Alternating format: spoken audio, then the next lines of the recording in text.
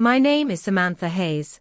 I'm 26 years old, and I thought I knew what betrayal looked like until I walked into my sister's bedroom with my wedding dress in hand.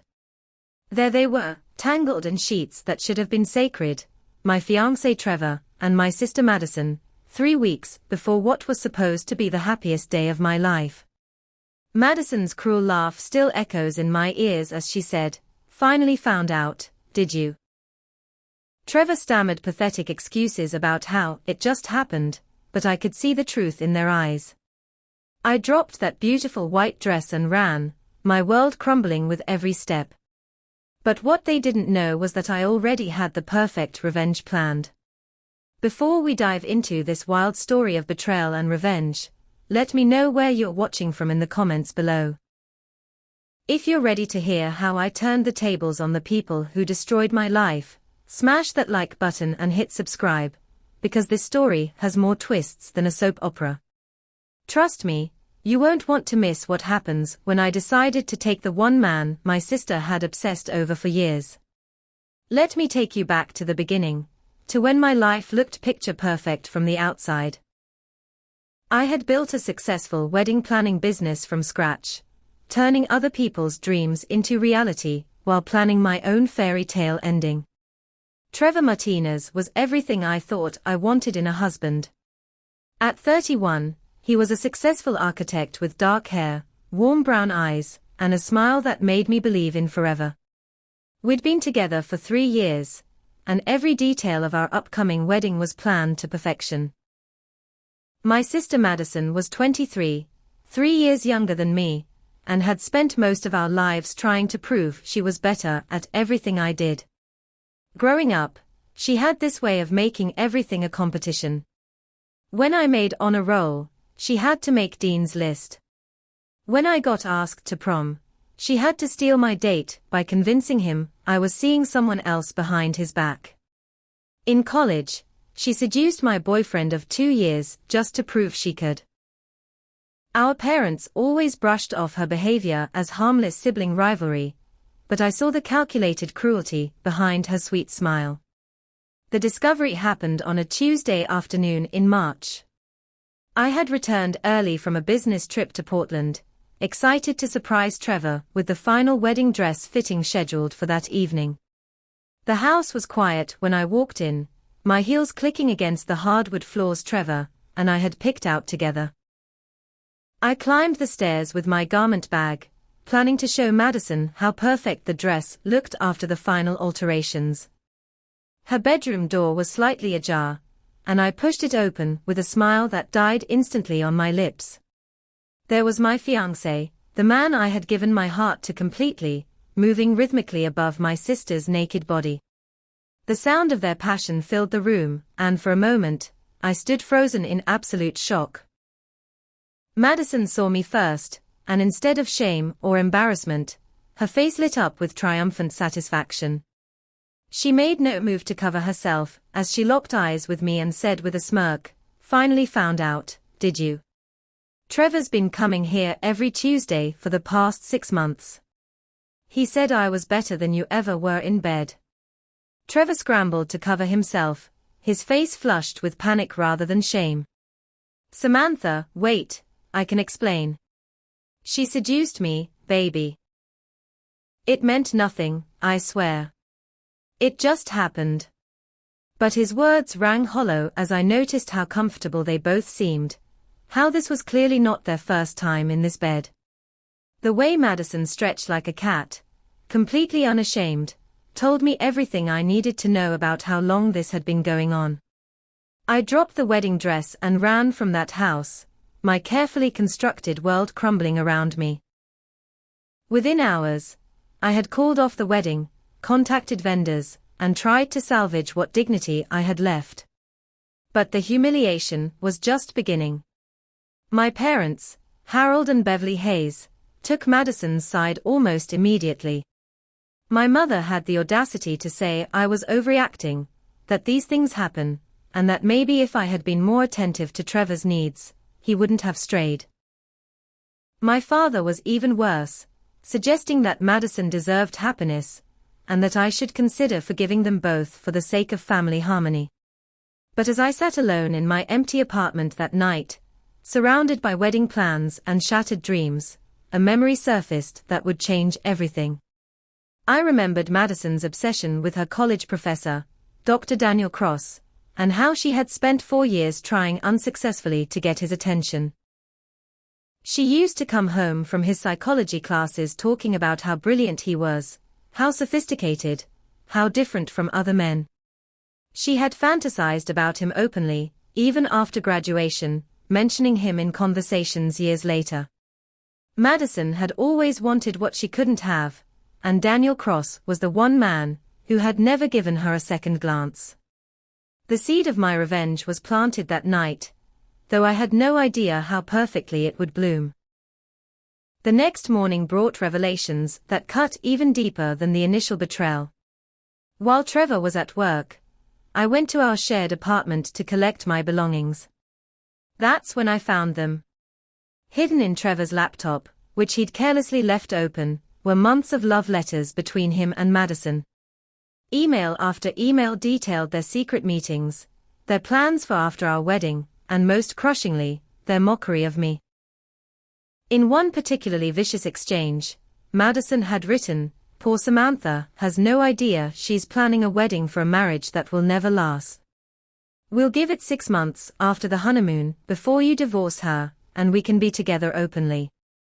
Trevor's response was equally heartless. "She's so trusting, it's almost pathetic. But her money is useful for now, and the business connections through her wedding clients will help my firm. Once we're married, I'll have access to everything." The intimate photos hidden in a secret folder showed me just how long their affair had been going on. Pictures dated back nearly 8 months, including some taken in the very apartment I was standing in. They had been laughing at me, using me, planning to destroy my life, while I innocently prepared for what I thought would be our future together. My phone buzzed with a call from my mother. "Samantha, you need to come home right now. We need to discuss this situation like adults." Her tone suggested I was the problem that needed fixing. When I arrived at my childhood home, I walked into what felt like an intervention. My parents sat in the living room with Madison, who had managed to squeeze out a few crocodile tears. "Madison has something she wants to tell you," my mother said, her voice stern as if I were a child being scolded. Madison looked up at me with red-rimmed eyes that didn't fool me for a second. "I'm so sorry, Samantha. I never meant for this to happen."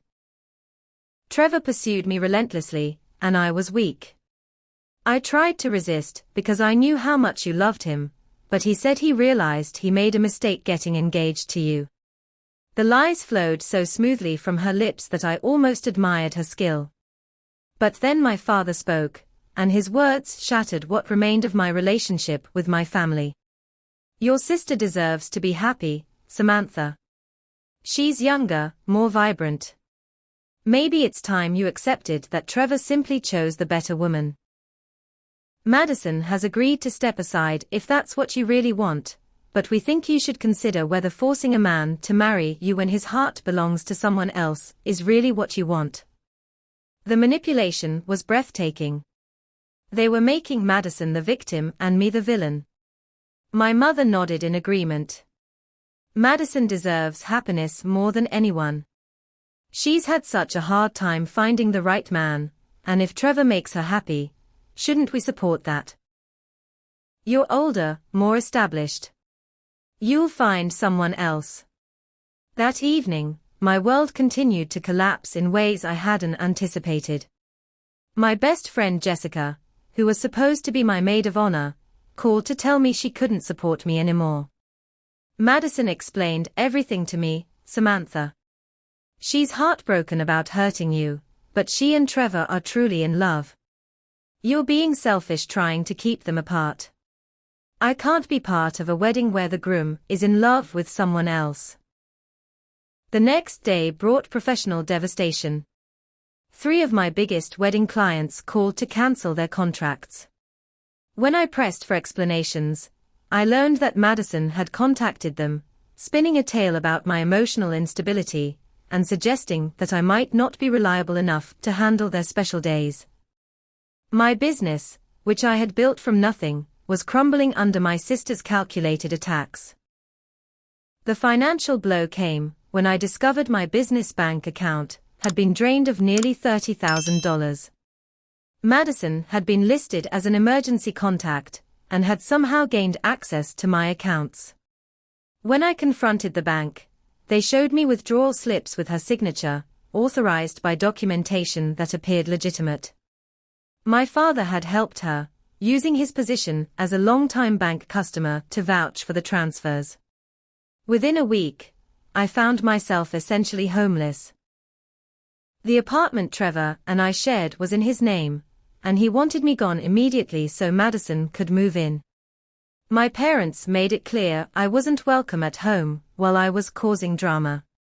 I ended up in a cheap motel outside town, surrounded by the ruins of my life, with barely enough money to survive while I tried to rebuild everything Madison had destroyed. But as I lay on that uncomfortable motel bed, staring at the water-stained ceiling, the memory of Daniel Cross grew stronger. I remembered how Madison used to describe him in obsessive detail. Dr. Daniel Cross, professor of psychology at the State University, divorced, brilliant, and completely unimpressed by Madison's attempts to seduce him during her college years. She had thrown herself at him shamelessly, staying after every class, writing extra papers, even showing up at faculty events where she didn't belong. He had remained professional and distant, which only fueled her obsession. Madison had told our family repeatedly that someday she would prove to him that she was worthy of his attention.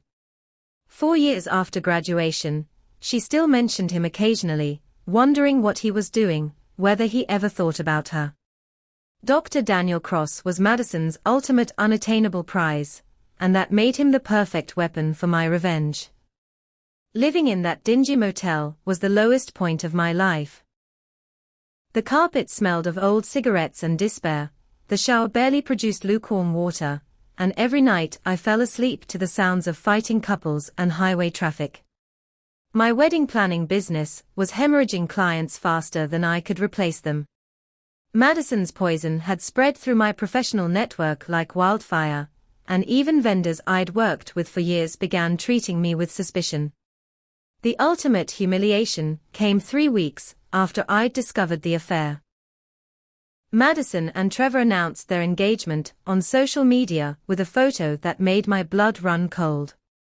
She was wearing the engagement ring Trevor had given me, the one we'd picked out together at the jewelry store downtown. The caption read, "When you know, you know." So grateful for a man who chose love over obligation. Sometimes the heart wants what it wants, and I'm so lucky Trevor had the courage to follow his. The comment section was filled with congratulations from people who didn't know the real story, mixed with a few confused friends asking what happened to me. Madison had crafted a narrative where she and Trevor were star-crossed lovers, who had fought against their feelings out of respect for me, but true love had ultimately prevailed. She had positioned herself as the romantic heroine, and me as the bitter obstacle to their happiness. My parents threw an engagement party the following weekend. I found out about it through Jessica's Instagram stories, watching from my motel room as my family and friends celebrated the woman who had destroyed my life. Madison wore a flowing white dress that made her look angelic, and Trevor couldn't take his eyes off her. The worst part was seeing how genuinely happy everyone looked, as if Madison deserving my life was the most natural thing in the world. The final twist of the knife came in my email 2 days later. A formal wedding invitation, printed on expensive cardstock, inviting me to Madison and Trevor's wedding. The ceremony was scheduled for June, exactly 1 month after my wedding was supposed to have taken place. At the bottom, Madison had handwritten a note, "Thanks for the practice run, sis. I promise I'll put Trevor to better use than you ever did. Hope you can find it in your heart to celebrate our love." I sat on that motel bed holding the invitation, and for the first time since this nightmare began, I felt something other than devastation. Pure, crystalline rage flowed through my veins, burning away the self-pity and replacing it with ice-cold determination. Madison thought she had won, thought she had taken everything I cared about. She had no idea that her victory celebration was about to become her worst nightmare. That evening, fate intervened in the form of a chance encounter at the 24-hour diner next to my motel. I was picking at a sad sandwich and scrolling through job listings when I heard a familiar voice behind me. "Samantha Hayes. Is that really you?" I turned around to see Melissa Rodriguez, a girl I'd known in college, who had been in several classes with Madison. Melissa slid into the booth across from me, her face full of concern. "Oh honey, I heard what happened with your wedding. I'm so sorry. Your sister always was a piece of work, but this is low even for her." We talked for an hour, and as I shared the full story of Madison's systematic destruction of my life, Melissa's expression grew increasingly angry. "You know," she said finally, "Madison used to talk about Professor Cross all the time. Even after graduation, she'd mention him whenever relationships came up. I always thought it was weird how obsessed she was with him. Last I heard, he got divorced about 2 years ago, and is still teaching at the university.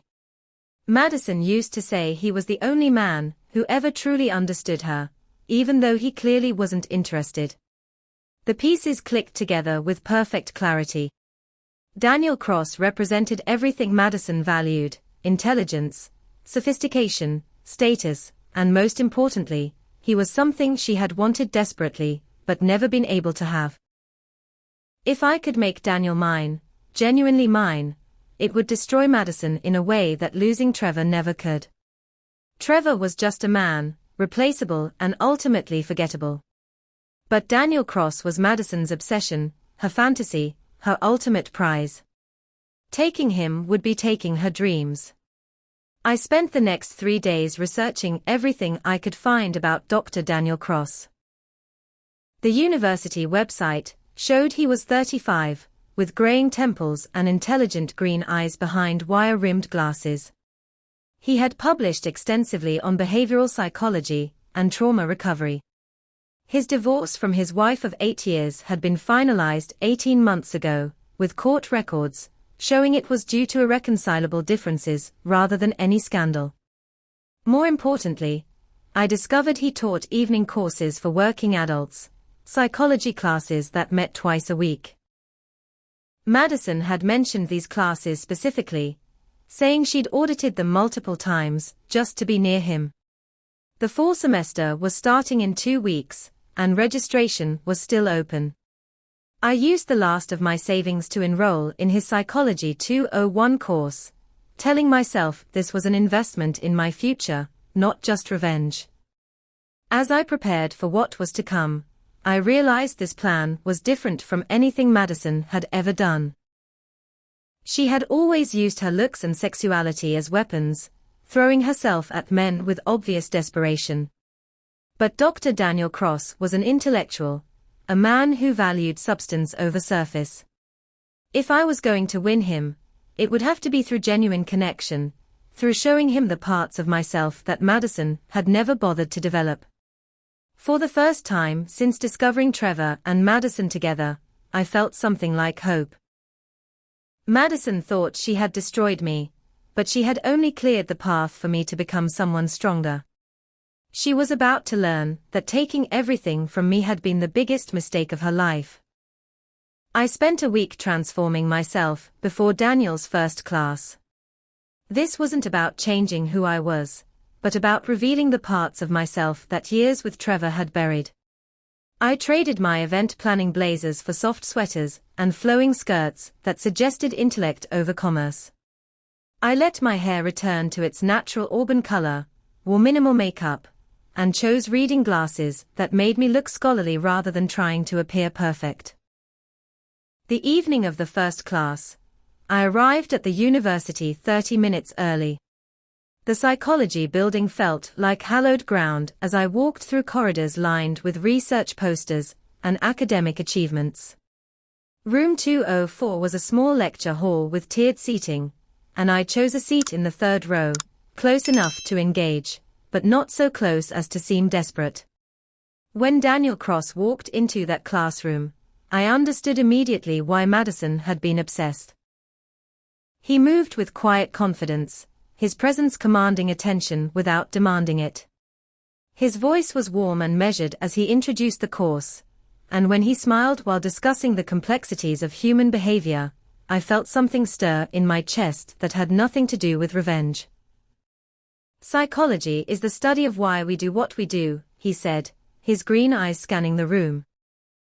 But more than that, it's about understanding how our past experiences shape our present choices, and how we can break free from patterns that no longer serve us. His gaze lingered on me for just a moment longer than the others, and I felt genuinely seen for the first time in months. After class, I approached him with a question about the reading list, something thoughtful that showed I was serious about learning. Professor Cross, I noticed you included several texts on trauma recovery in the syllabus.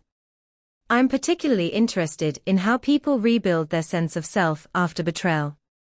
Is that something we'll explore in depth? His expression shifted slightly, becoming more personal. It's actually one of my areas of specialization. Betrayal trauma can fundamentally alter how someone views relationships and trust. Are you dealing with something specific, if you don't mind my asking? I had prepared for this moment, crafting a response that was truthful without revealing the full scope of my situation. I recently experienced some significant betrayals in my personal life. People I trusted completely turned out to be very different from who I thought they were. I'm trying to understand the psychology behind deception, and more importantly, how to heal from it. We talked for 20 minutes after class, and I discovered that Daniel was not just academically brilliant, but emotionally intelligent in ways that Trevor had never been.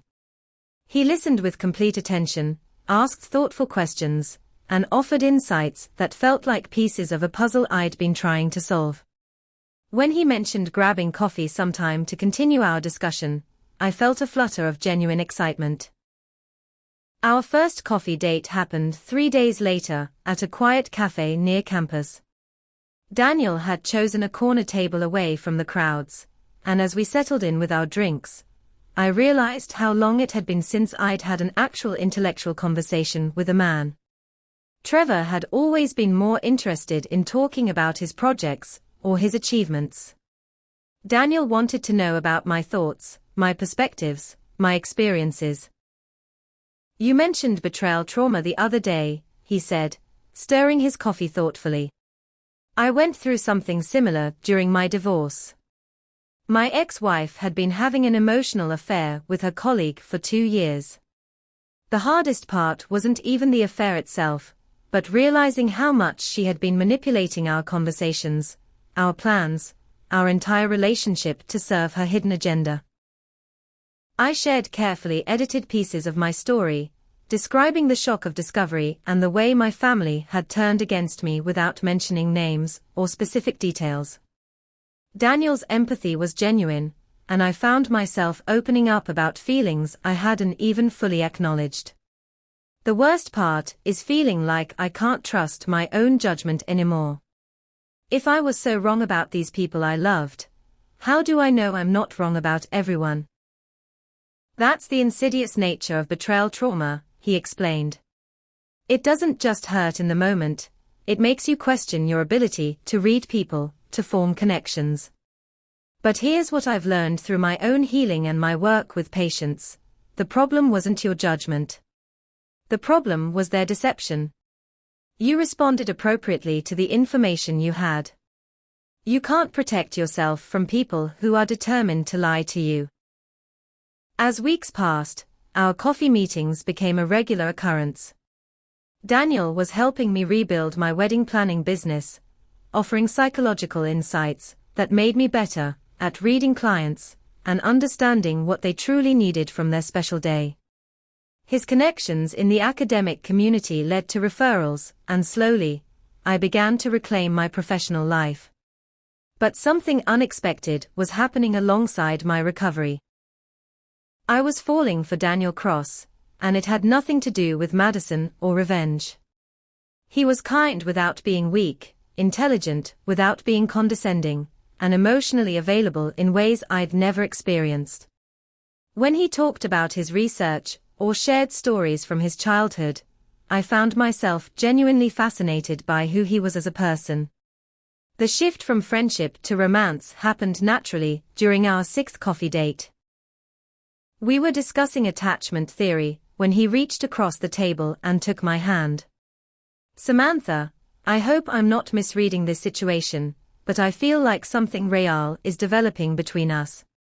I know you're still healing from what happened, and I don't want to pressure you, but I'd like to explore where this might go." Our first kiss happened in the parking lot outside the cafe, soft and tentative, full of promise rather than passion. As I drove home that night, I realized that my plan for revenge had taken an unexpected turn. I was supposed to be seducing Daniel to hurt Madison, but instead, I was discovering what real love actually felt like. The complication came the following week, when Madison appeared outside Daniel's office building. I was leaving after bringing him lunch when I saw her standing by her car, watching us through the glass doors. When I walked outside, she was waiting with a smile that didn't reach her eyes. Well, she said, her voice dripping with false sweetness. "Samantha Hayes. What brings you to the university? Trying to go back to school at your age?" Her eyes narrowed as she took in my appearance, clearly recognizing that I looked different, more confident than when she'd last seen me. "I'm taking a psychology course," I said simply, not offering any additional information. Madison's expression shifted as pieces began falling into place in her mind. "Psychology? How interesting. With which professor?" she asked, though I could see she already suspected the answer.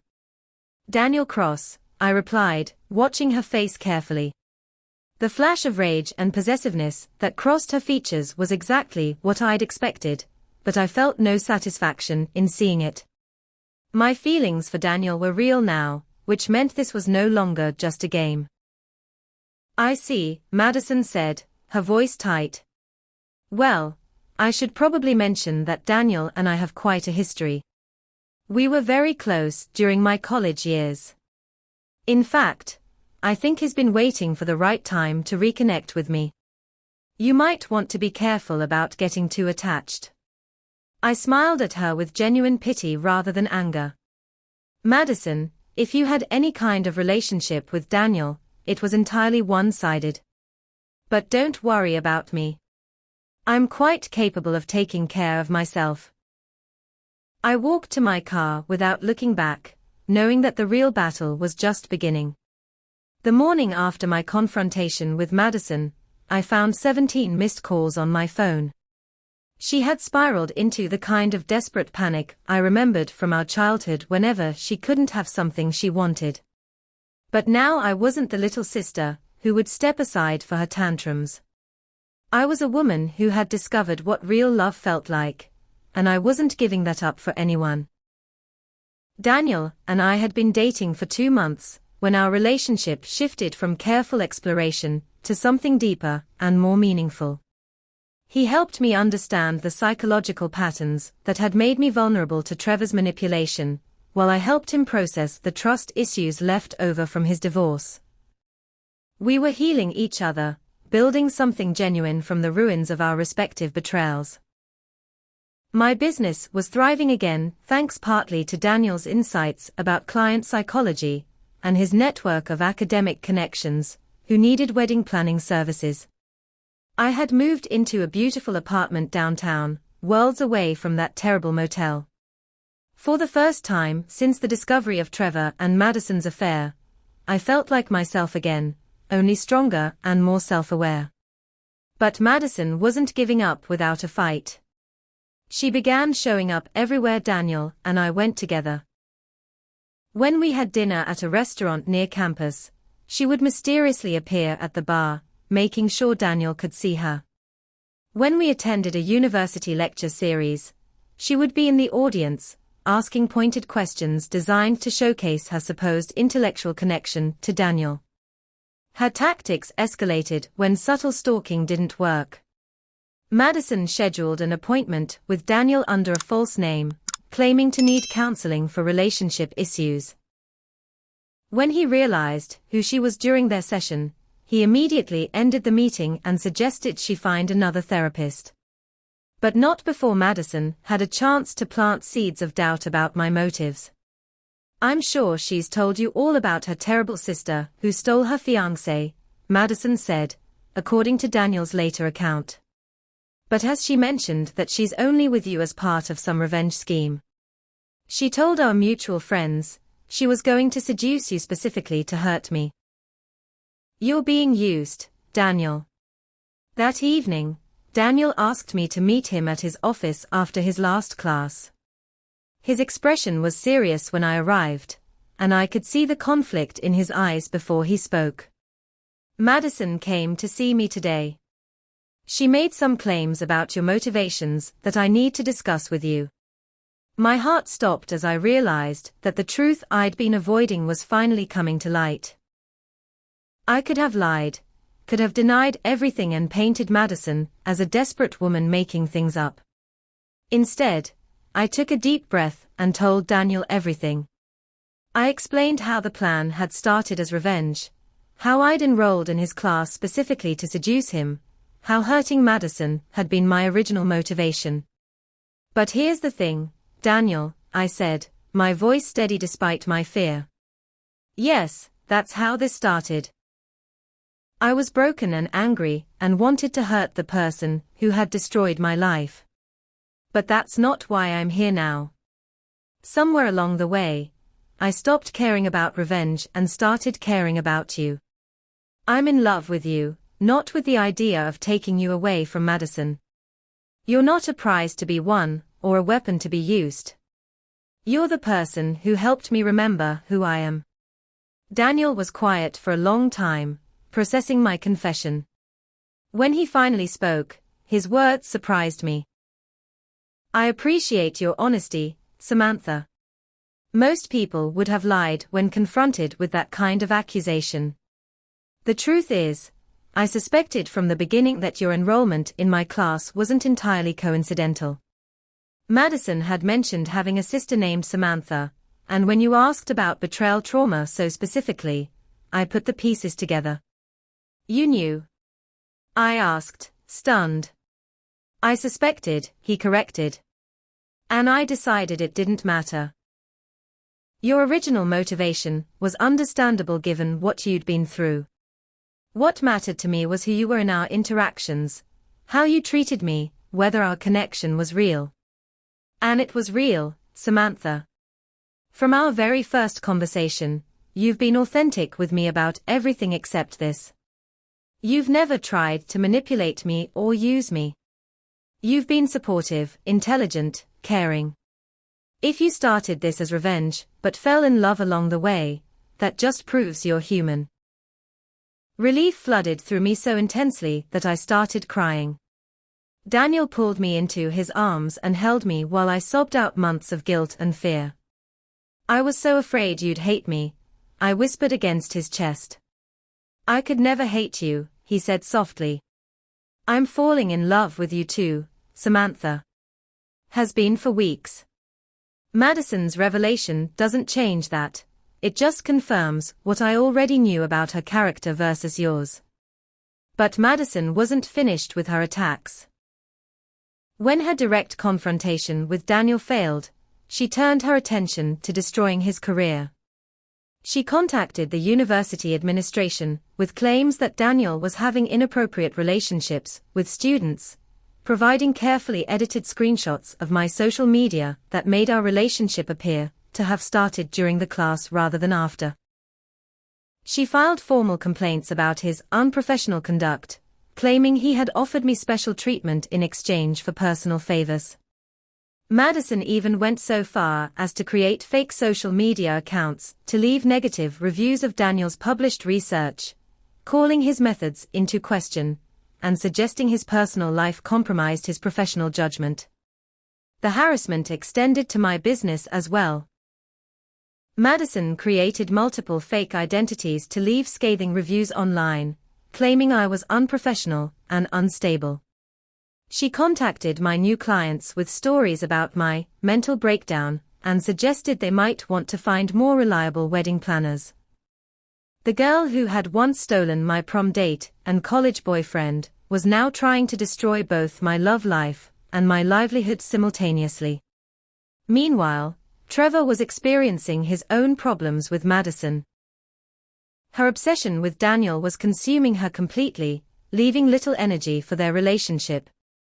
Trevor began reaching out to me, first through mutual friends and then directly, claiming he had made a terrible mistake and wanted me back. Madison isn't who I thought she was, he told me during one particularly pathetic phone call. She's obsessed with some professor and barely pays attention to me anymore.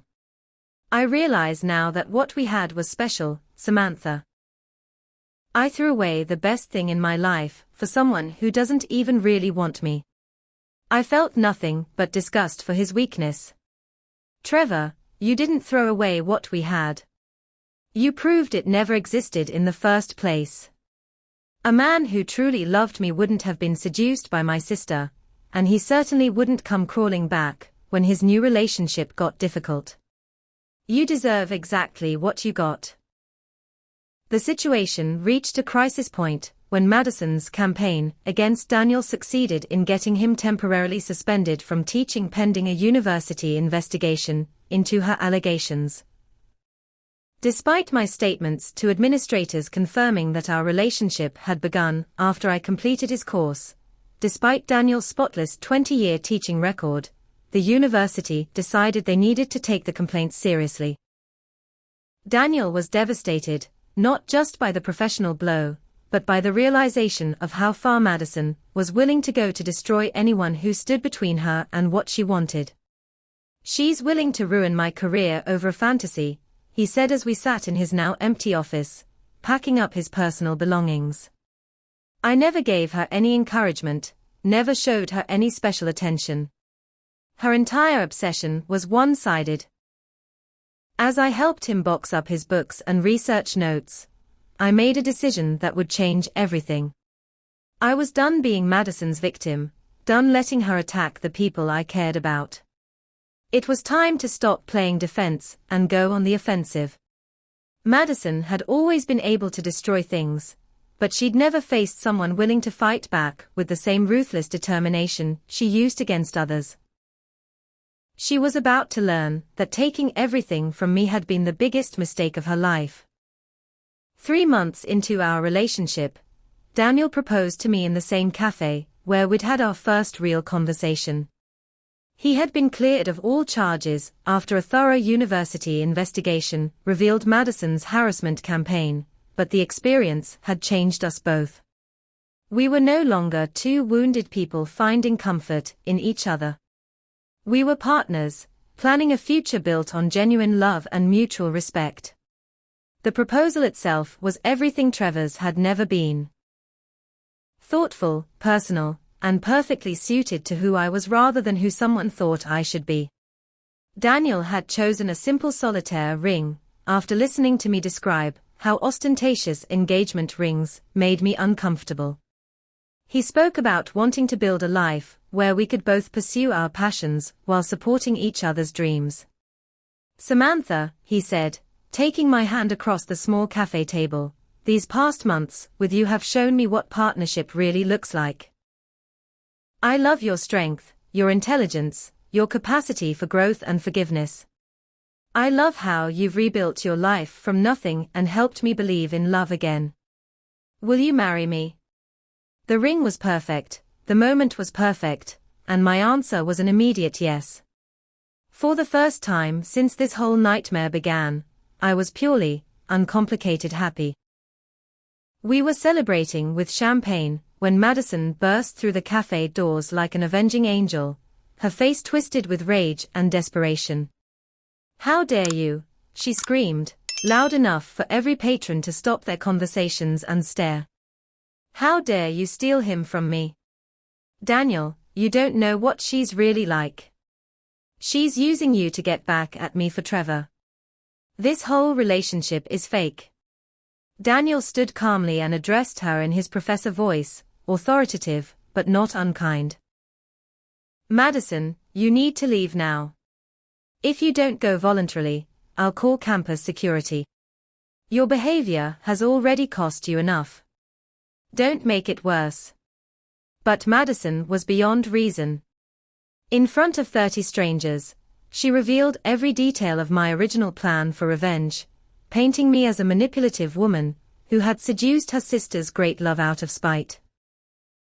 The cafe fell silent as she described how I had enrolled in Daniel's class specifically to seduce him, how I had researched his divorce and his preferences to craft the perfect persona. "She's everything you hate in a woman," Madison screamed at Daniel. "She's fake, she's calculating, she's using you as a weapon against me. Ask her to deny it.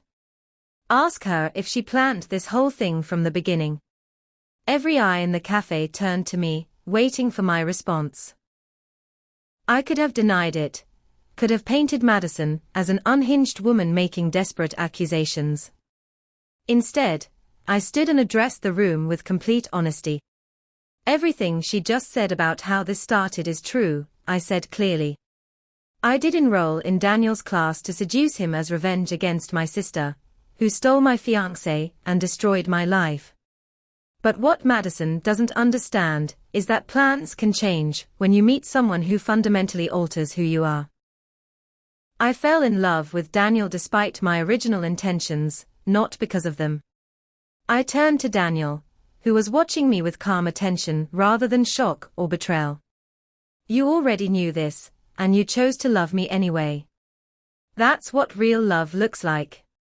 It's not about perfection or pure motives.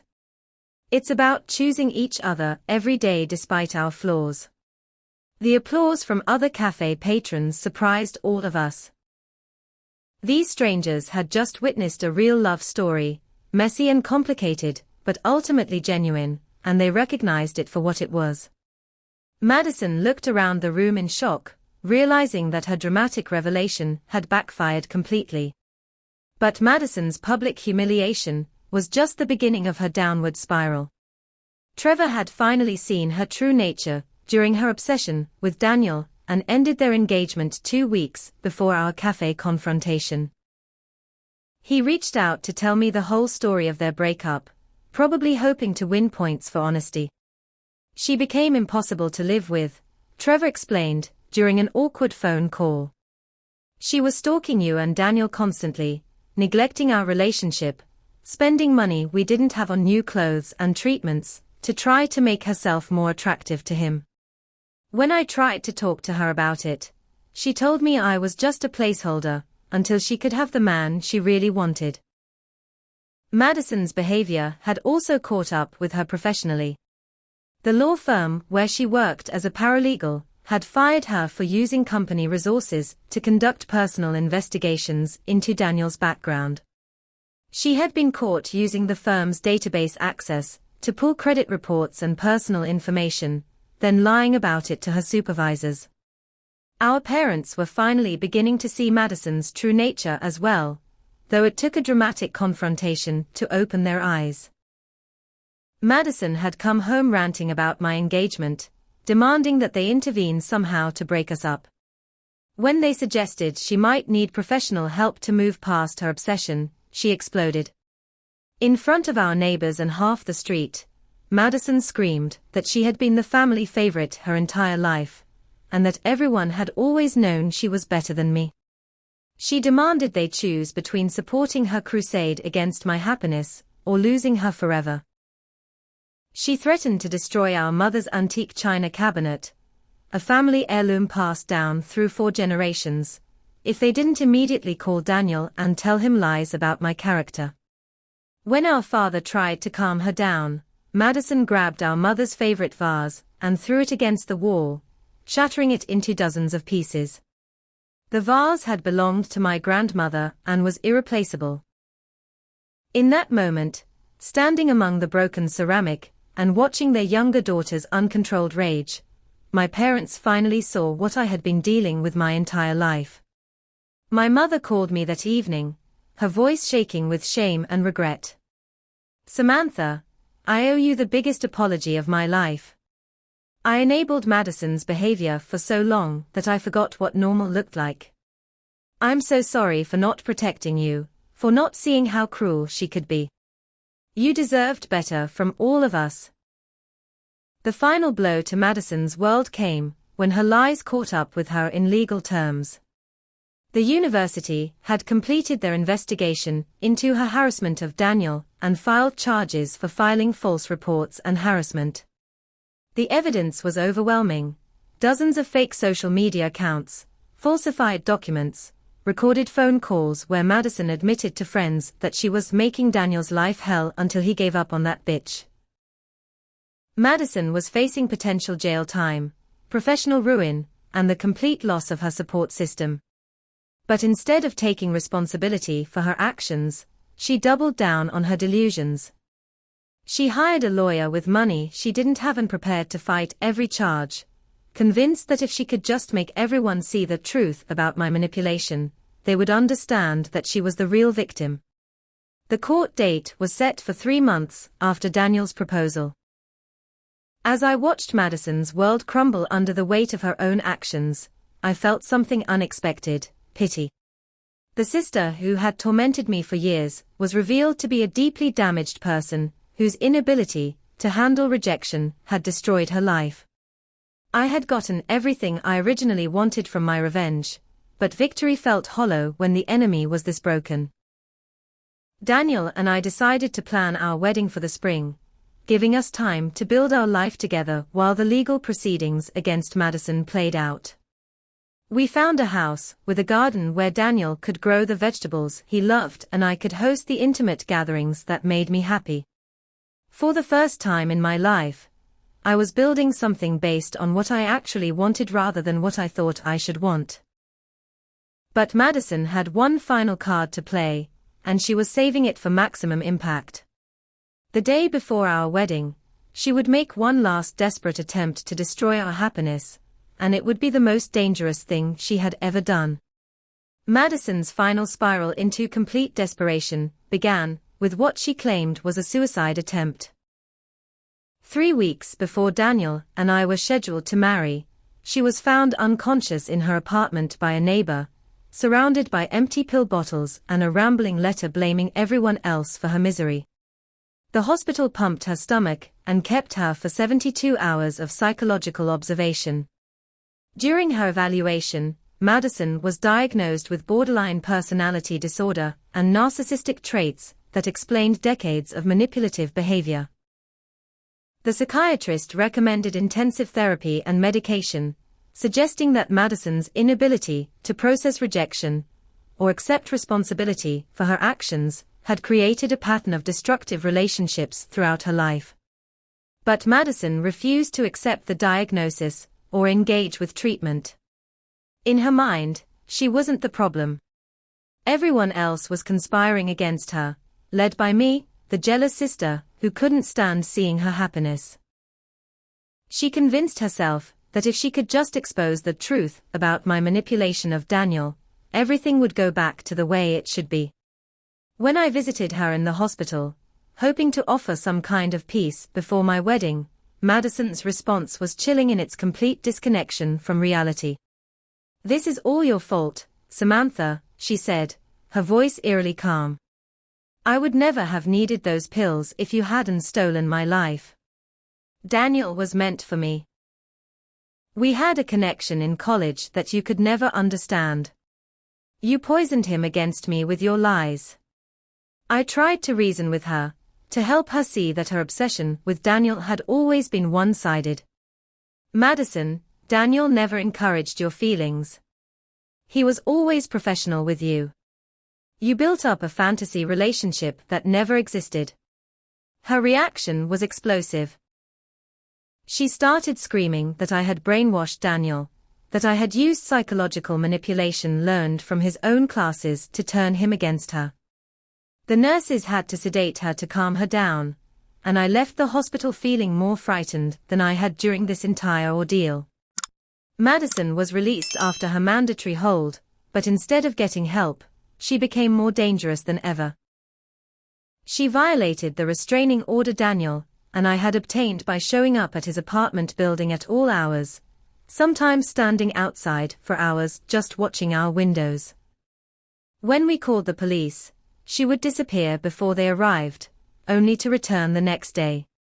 She began following us everywhere with a kind of methodical precision that suggested she was planning something specific. When we went grocery shopping, Madison would be in the parking lot. When we attended university functions, she would appear at the back of the room, staring at Daniel with the intensity of someone who believed he was being held against his will. The harassment escalated when Madison somehow obtained Daniel's schedule and began showing up to his classes, sitting in the back and taking notes as if she was still a student. She would raise her hand to ask questions that had nothing to do with the course material, instead focusing on personal topics designed to make him uncomfortable in front of his students. "Professor Cross," she said during one lecture on relationship psychology, "don't you think it's important to recognize when someone is using therapeutic techniques to manipulate their romantic partner? How would you advise someone who suspected they were being psychologically controlled?" Daniel handled these interruptions professionally, but I could see the stress wearing on him. Madison's presence was poisoning something he loved, making his workplace feel unsafe. Campus security removed her multiple times, but she kept finding ways to return. The situation became truly dangerous when Madison decided to strike at my business directly. She created an elaborate scheme to destroy my biggest wedding of the year, a high-profile ceremony for a local news anchor that would have established my reputation permanently. 2 days before the wedding, Madison called in a bomb threat to the venue, claiming that a disgruntled former employee had planted explosives throughout the building. The police evacuated everyone, brought in bomb-sniffing dogs, and shut down the location for 6 hours while they searched every inch of the property. Of course, no bombs were found, but the damage was done. The bride was hysterical, convinced that someone was targeting her specifically. The venue threatened to sue me for the lost revenue from closing for a day. Several vendors refused to work with me again, afraid of being associated with whatever chaos seemed to follow my events. Madison had found a way to hurt me professionally without technically breaking any laws, since the bomb threat was made anonymously from a prepaid phone. But her masterstroke was yet to come. Madison had been researching Daniel's ex-wife, tracking down her contact information and social media profiles.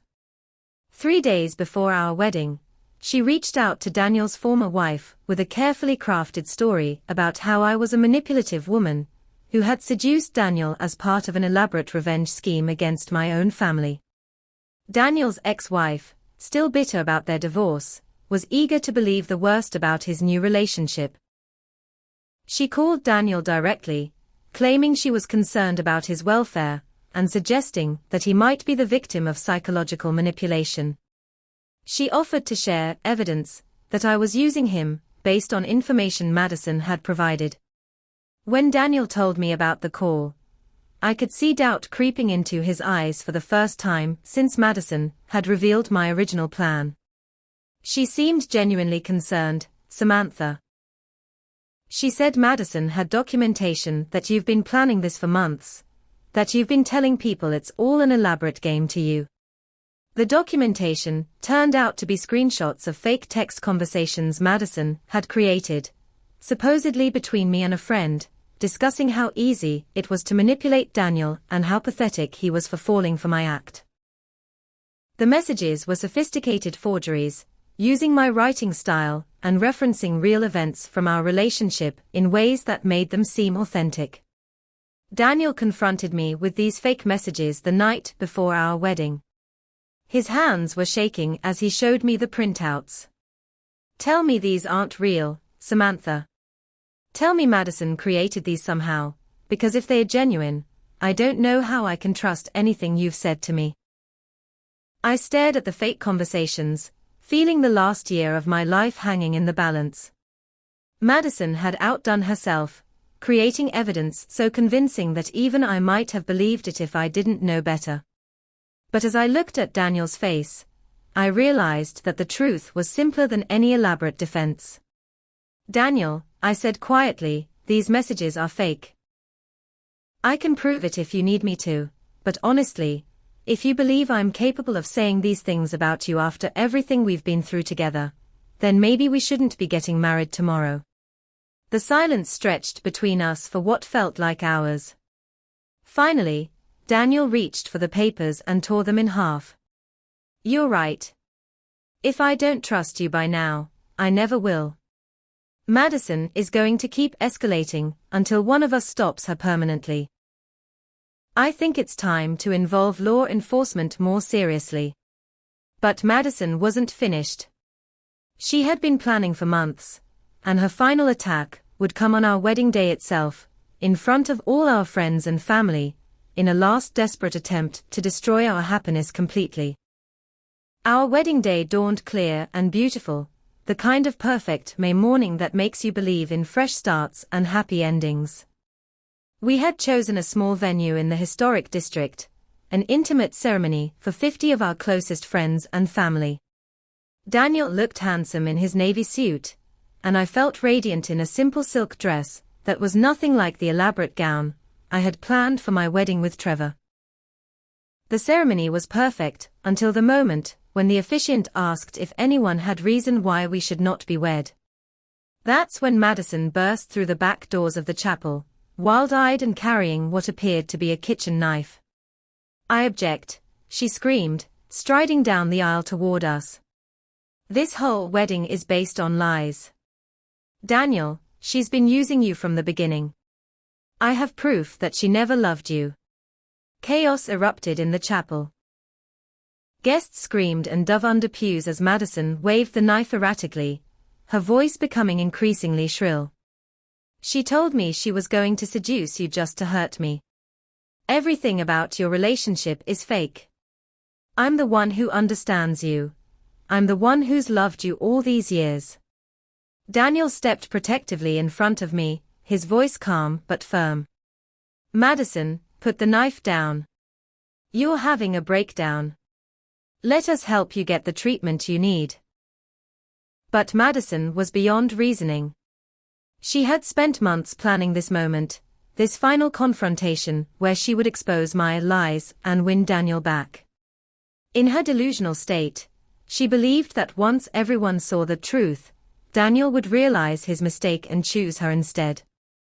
"I won't let you marry her," Madison shrieked, lunging forward with the knife raised. "She's evil. She's a manipulator. I'm saving you from making the biggest mistake of your life." My father and 2 of Daniel's groomsmen tackled Madison before she could reach us, wrestling the knife away, as she fought like a wild animal. She was still screaming about my supposed manipulation and her rights to Daniel's love when the police arrived and placed her in handcuffs. The aftermath of Madison's arrest was swift and decisive. She was charged with multiple felonies, assault with a deadly weapon, terroristic threats, stalking, harassment, and violating the restraining order. The evidence against her was overwhelming, including the fake bomb threat she had made to my venue, documented violations of the restraining order, and now the dramatic attack at our wedding with dozens of witnesses. The court-appointed psychiatrist found Madison competent to stand trial, but confirmed the previous diagnosis of borderline personality disorder with narcissistic features. Her complete break from reality regarding Daniel, and her inability to accept responsibility for her actions, painted a picture of someone who had been spiraling toward violence for months. During the trial, the full extent of Madison's obsession and harassment came to light. Prosecutors presented evidence of her systematic campaign to destroy both Daniel's career and my business, including financial records, showing she had spent over $15,000 on private investigators, fake social media accounts, and legal fees in her crusade against our relationship. Trevor testified reluctantly, describing Madison's increasingly erratic behavior during their brief engagement. She would spend hours looking at Dr. Cross's social media, talking about him constantly, planning ways to break up his relationship with my ex-fiancé. She told me multiple times that she was going to save him from Samantha's manipulation, even if it meant destroying everyone in the process. My parents also testified, finally acknowledging their role in enabling Madison's destructive behavior throughout our lives. My mother broke down on the stand as she described years of making excuses for Madison's cruelty, admitting that their favoritism had created a monster who believed she deserved everything she wanted regardless of who got hurt. I failed both my daughters, my mother said through tears. I taught Madison that her wants mattered more than other people's rights, and I taught Samantha that her feelings didn't matter as much as keeping peace in the family. I created this situation by never holding Madison accountable for her actions. The judge was particularly harsh in her sentencing remarks. Miss Hayes, your obsession with a man who never encouraged your affections has led you to commit increasingly serious crimes over the past year. You have shown no remorse for your actions and no insight into how your behavior has harmed multiple people. You represent a clear danger to society, particularly to your sister and Dr. Cross. Madison was sentenced to 3 years in prison followed by 5 years of probation, with mandatory mental health treatment. She was also ordered to pay restitution for the business damages she had caused and to have no contact with Daniel or me for the duration of her sentence and probation period. Even after sentencing, Madison remained convinced that she was the victim of a massive conspiracy. She told the court that justice would eventually prevail, and that Daniel would realize he had been manipulated. Her final words before being led away in shackles were directed at me, "This isn't over, Samantha. The truth always comes out eventually." Daniel and I had a small, private ceremony 2 weeks after the disrupted wedding, surrounded only by immediate family and our closest friends. It was beautiful in its simplicity, focused on our commitment to each other rather than any external drama. We honeymooned in Ireland, far from the chaos Madison had created, and spent 2 weeks hiking and talking and planning our future together. My relationship with my parents slowly began to heal as they worked to understand and atone for their role in creating Madison's entitlement. My father helped me rebuild my business by providing financial backing and connections, while my mother attended therapy to address her own patterns of enabling destructive behavior. Trevor disappeared from our lives entirely after the trial, reportedly moving to another state to escape the scandal. I heard through mutual friends that he had struggled to maintain relationships, with potential partners finding out about his affair with his ex-fiancée's sister and questioning his character. The most unexpected development was the letter that arrived 6 months after Madison's sentencing. It was from Madison herself, written from prison during what appeared to be a moment of clarity brought on by court-mandated therapy and medication. "Samantha," the letter read, "I am writing this during a lucid moment when I can see how sick I've been. The doctors tell me that my behavior toward you and Daniel was the result of untreated mental illness that has been getting worse for years. I don't expect forgiveness, and I'm not making excuses, but I wanted you to know that I'm finally getting help.